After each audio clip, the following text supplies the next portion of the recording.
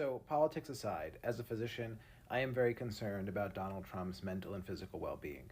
We are witnessing his rapid decline and deterioration in real time, and we're only left to speculate what the hell is going on because he and his team have refused to release his medical records. So, in the absence of those data, we're just left wondering what's going on.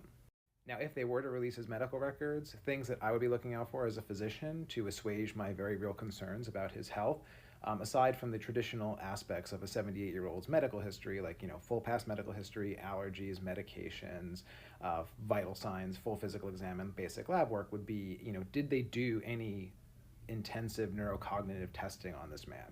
So, for example, do they do any head imaging, like an MRI or a CAT scan? Because as the brain ages, sometimes the blood vessels become narrow and calcific, and then vital parts of the area are deprived of oxygen and slowly start to deteriorate, something known as vascular dementia.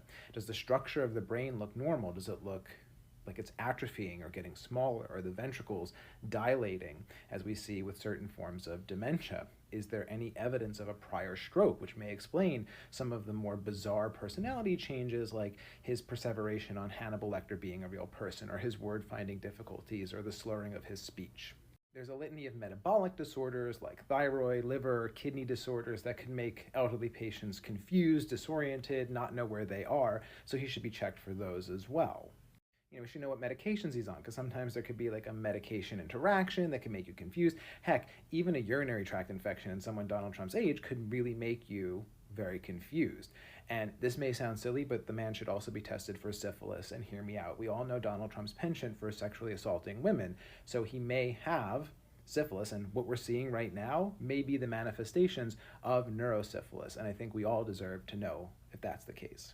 And not to mention the fact that the man had a really serious case of COVID a few years ago that landed him in the hospital. And we know that COVID increases the risk of neurological complications like strokes and dementia.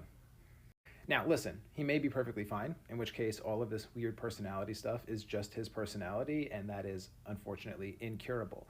But this man very well may be the next president of the United States, and whether you're voting for him or not, we deserve to know, is this man up for the job? Because if he's not, he shouldn't be running for president, and he should be getting medical attention immediately. So if you are one of his supporters and you love and care about him, you should be leading this rallying call to get him and his team to release his medical records ASAP so the American people can see what's going on.